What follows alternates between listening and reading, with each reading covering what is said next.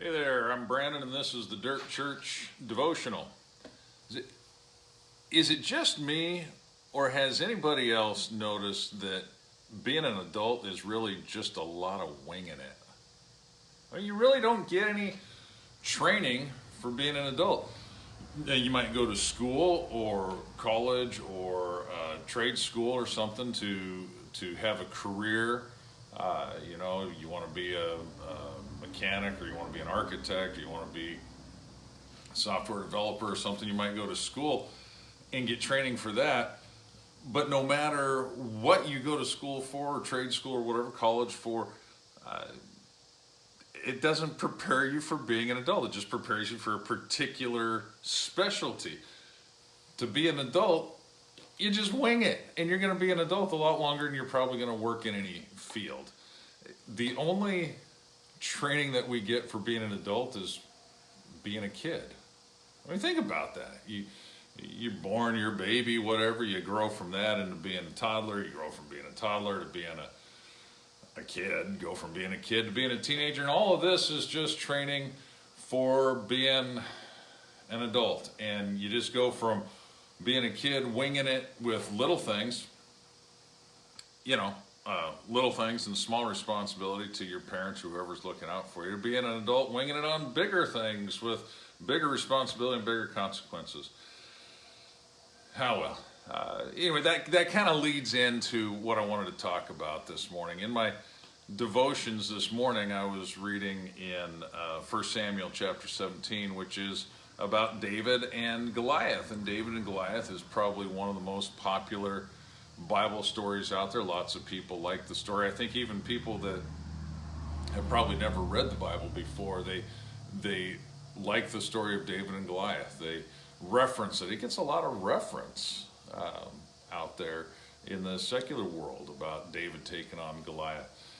And so much stuff that we could learn from that. So many different directions. So many different parts that you could think about and read about. But this is what I wanted to bring out today. Really, kind of the winging it. David did not go off to fight Goliath. David didn't leave home with the thoughts of fighting Goliath and killing a giant. David left home that day being obedient to his father. His father had called him in from the sheep field, from tending the sheep, and said, "Hey, take this food to your brothers, find out what's going on, take some food to their commander, find out how they're doing."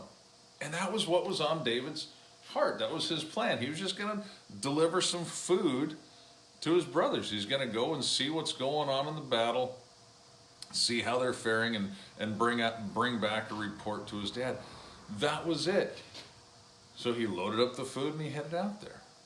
That was all he planned on that day, was to be the delivery guy. And when he got out there, he heard Goliath come down. I mean, he saw the two armies line up for battle, and he heard Goliath come down and start taunting Israel. And something sparked in him, and he said, "Man, this ain't cool. Who does this uncircumcised Philistine think he is, mocking God? What's going to be done for the guy that takes care of this big, ugly problem?" And they, "Oh, well, the king will, exempt his family from taxes, and he'll be a hero, and they'll write songs." Okay, maybe I'm making some of that up. Bottom line was, something stirred in his heart. He didn't leave that morning thinking, "I'm going to go get myself into battle. I'm going to go prepare." He didn't have a sword. He didn't have a spear. He didn't have a shield. He didn't have any of that stuff. He had a staff and he had a sling. You know what? He didn't even have any rocks with him. He didn't have any stones in his bag with him. He just had a sling and a staff and some food. Let's go see how my brothers are doing. Well, word got around that some guy was asking about it. Saul calls him into his tent, says, "Hey, what's going on?" And David's like, "Hey, I'm just curious. Why don't we go kill this guy? Why don't you go send? I'll go kill this guy. I'll go take care of this guy." "So you can't go." Saul's saying, "You can't go fight this guy. You're just a kid, and this guy's been a warrior his whole life." And that's when David goes back to his prior experiences. It's at that point that David goes back and remembers, hey, you know what? I've been a shepherd, and I've been watching my father's sheep, and there's been times that there's been problems out there. Let me tell you about a couple times in particular. One time, a bear came out and tried to take some sheep, and so I grabbed it by the scruff and I killed it. I got the sheep back. And then another time, a lion came out and tried to take some sheep, and you know what? You might not think much about sheep, but they're our livelihood. And so I grabbed the lion by the mane and I killed it, and I got the sheep back. And I guess what I'm telling you is this: the same God that rescued me from the lion and the same God that rescued me from the bear can rescue me from this ugly giant. And I think he will. And so that's my plan.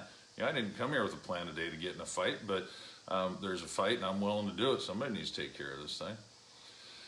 And so Saul gives him his armor and says, here, put my armor on, and blah, blah, blah. Let me tell you this. Let me just kind of divert from what my original point was on winging it to this. Don't bother putting on somebody else's armor, especially if they're not using it. If they're not using it, it's not doing them any good, why would you bother putting it on?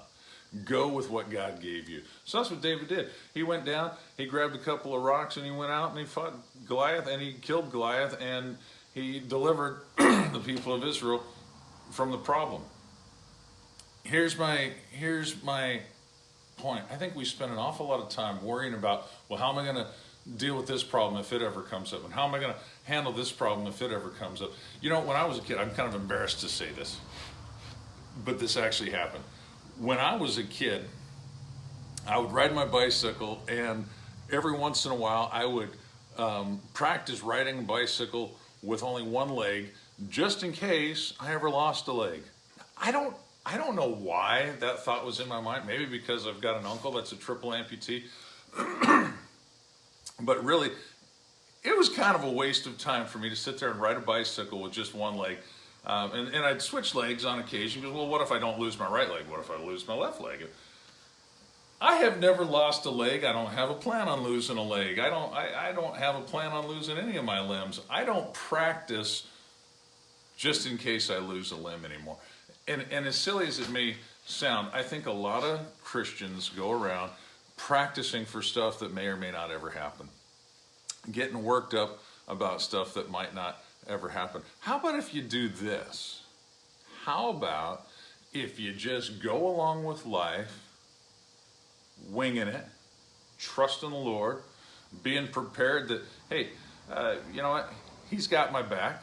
He's got me covered. In fact, I do have a passage I wanted to share with you. 2 Peter chapter 1, verse 3. It says this: His divine power has given us everything we need for a godly life through our knowledge of Him who called us by His own glory and goodness. He's given us everything we need. So bottom line, we don't have to worry about it. Being an adult is an awful lot of winging it. Being a Christian, being a good Christian, being a good godly man or woman, get this. Listen to me. This might blow your mind, but this is the truth. Being a good, godly man or godly woman is going to involve a lot of winging it. That's following the Spirit. That's living by the Spirit. That's doing your daily life and trusting that God's going to take you through it. Take the experience that you've had from the past. Remember all the things that God has brought you through, all the things that God has blessed you with, the times that He has protected you and brought you through things that you didn't have any idea how it was going to happen. Go back and remember, that's exactly what David did. He said, man, oh yeah, there was a bear, I killed him. There was a lion, I killed him. You know what? Here's an ugly giant, think I'll kill him too. Why don't you do that? Stop worrying about tomorrow. Tomorrow's got enough worries of its own. Deal with today. If you're struggling today, remember the struggles God brought you through yesterday. Okay, that's all I got for today. Have a great day. If you like this, feel free to share it. Tell somebody about it. Lord bless you. Chew on this, and we'll talk to you next time.